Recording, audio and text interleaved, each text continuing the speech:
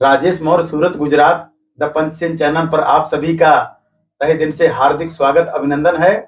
आज सम्मानीय आनंद भारती तर्कशील उर्फ राम भरोस मौर्य जी यहाँ नवसारी में आपका आगमन हुआ। भाई निवेदन की ओर आप आए, पहले तो इसके लिए बहुत बहुत आपको बधाई। और पहली बार यहाँ अमन के घर पर आने का अवसर मिला। और एक बहुत अच्छी डायरी है जो कि मौर्य कंसल्टेंसी सम्मानीय अजय मौर्य जी भरूच, उनके तरफ से कल ही हमें भेंट किया गया। हमने कहा भाई 3-4 डायरियां और दे दीजिए, जहां हम जाएंगे तो कुछ समाज के लोगों को देंगे। तो भाई यह पहली डायरी अगर देखा जाए तो महापुरुषों से सुसज्जित यह डायरी है। और इस पर लिखा हुआ है कि माँ के सम्मान में किए भारतवर्ष का निर्माण। सम्राट अशोक का कहना था कि सर्वलोक हित से बढ़कर दूसरा कोई कार्य नहीं। तो एक डायरी आपको भेंट करें, एक डायरी सम्मानीय अमन जी को। और अगर सम्मानीय अजय जी की बात करें तो अभी वहां पर मौर्य कुशवाहा सम्मेलन हुआ, वहां पे बहुत ही बड़ा उनका सहयोग रहा। और अजय जी का सहयोग हमेशा सूरत में भी रहता है, उनकी जितनी भी प्रशंसा की जाए कम है।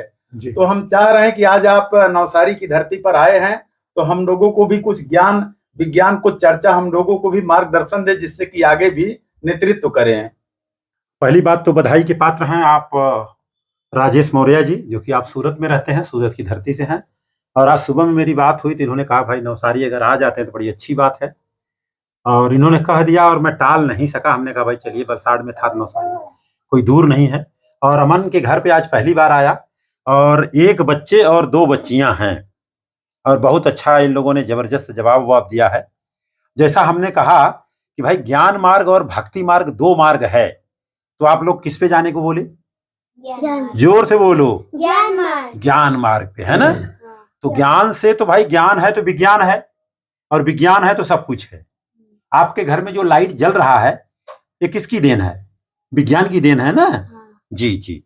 तो हाँ, ये एक जो डायरी है, एक्चुअली डायरी के बारे में अगर मैं बात करूं तो विश्व विजेता चक्रवर्ती सम्राट अशोक महान और मां के सम्मान में किया भारतवर्ष का निर्माण सम्राट अशोक महान, और सर्वलोक हित से बढ़कर दुनिया में कोई कार्य नहीं है। ये तो 100% है। और ये अजय कुमार जी की तरफ से जो डायरी बनी है, इसकी कितनी भी प्रशंसा की जाए कम है। और ये जो आप देख रहे हैं इसमें पेन रखने के लिए है, तो राजेश जी के माध्यम से मिला, लेकिन ये जो सौजन्य है ये अजय कुमार जी के सौजन्य से ही है। तो मैं चाहूंगा इस डायरी को आप भी रखें। 2 डायरी है ना, एक डायरी आप लीजिए, इसको पकड़िए, ये डायरी। और ये दरअसल छपाई तो हमने ही किया है, लेकिन सौजन्य राजेश भाई ही समझ के चलें आप। काफी लोगों को योगदान रहा है और इसमें बहुत सारे महापुरुषों का इसमें फोटो। भारत में सबसे पहले कौन सी महिला थी जो टीचर बनी? आप बताइए। माता सावित्रीबाई फूले, ये उनकी तस्वीर है। इनकी वजह से आज आप लोग पढ़ाई लिखाई कर रही हैं। अपने पूरे विश्व में सबसे बड़े ज्ञानी कौन थे? हाँ, डॉक्टर भीमराव अंबेडकर, बाबा साहब डॉक्टर भीमराव अंबेडकर। तो बताइए उनको पढ़ना चाहिए कि नहीं पढ़ना चाहिए? हाँ, पापा का मोबाइल लेकर के डॉक्टर भीमराव अंबेडकर के बारे में पूरी जानकारी आप ले सकती, मोबाइल में सारा चीज है। सावित्रीबाई फूले के बारे में, सम्राट अशोक के बारे में, तथागत गौतम बुद्ध के बारे में, बहुत सारे महापुरुषों का फोटो। इसमें बाबा साहब अंबेडकर की कौन सी प्रतिमा है बताइए? हाँ, सावित्रीबाई फूले के हस्बैंड का कहाँ फोटो है?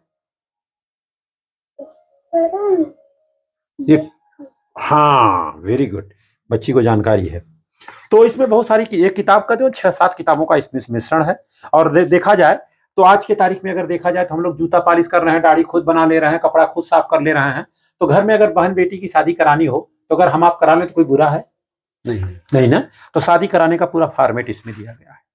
बच्चों का क्वेश्चन आंसर, माता सावित्रीबाई फूले के बारे में पूरा डिटेल दिया हुआ है। आना पान के बारे में जो मैंने बताया, हाँ, आना पान के उससे कितने फायदे हैं, सारा इसमें डिटेल दिया हुआ है। जी जी, इसका PDF भी दे दूंगा, दोस्त तैयार होंगे। ये सावित्रीबाई फूले के बारे में पूरा डिटेल दिया। और सावित्रीबाई फूले ने आज 140 साल पहले उन्होंने किताब लिखी, और किताब का जो उन्होंने कविता लिखा, कविता का नाम है मन्नत।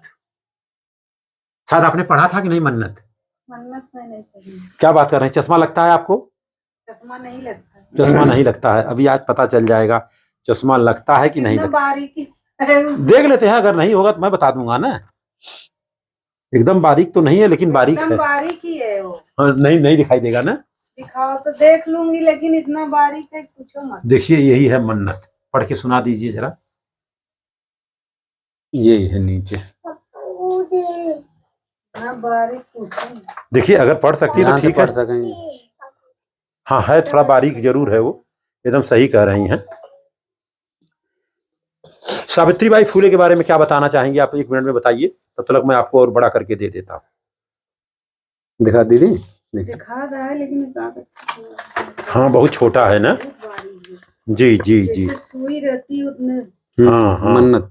हाँ पत्थर पर सिंदूर पोत कर हाँ उसे तेल में डुबोकर हाँ जिसे समझ लिया जाता है हाँ देवता, हाँ वह असल में होता है एक पत्थर। जी मन्नत मांगते हाँ काटते बकरा, हाँ करे हलाल, हलाल चढ़ावा चढ़ाए जी पत्थरों पर, जी पुत्र का जन्म हाँ होने पर। जी यदि पत्थर पूजने से मिलते बच्चे जी तो फिर व्यर्थ में, रुक जाओ बेटा, हाँ हम एक महीना नर नारी जी क्यों रचाते हैं शादी। जी जी जी।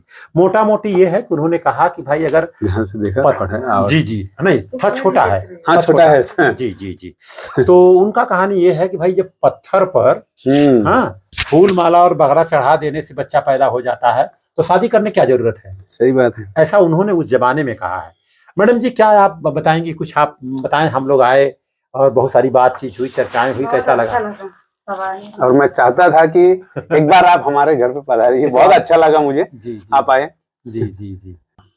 मुनीता जी, दरअसल हकीकत सच्चाई ये है कि आज अपने भैया और भाभी के घर में आई और भोजन भी बहुत जबरदस्त इन लोगों का रहा, उसके लिए धन्यवाद और साधुवाद के पात्र हैं।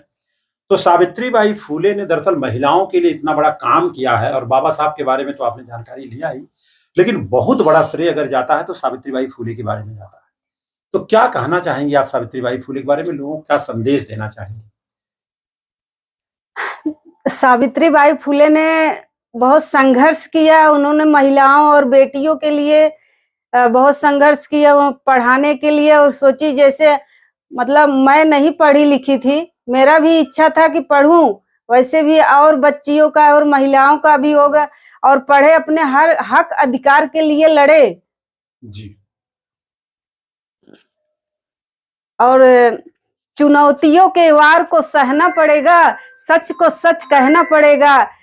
दुनिया 2 नाव पर पांव रखती है, तुम्हें एक नाव पर पांव रखना पड़ेगा। बधाई की पात्र है, जबरदस्त। ताली बजा दीजिए एक बार।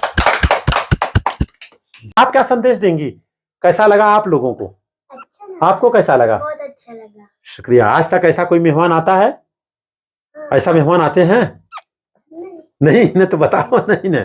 चलिए ठीक है, तो सर राजेश जी इसी के साथ बातों को विराम दे रहा हूँ। आप सभी का मंगल हो, आप सभी का कल्याण हो। धन्यवाद।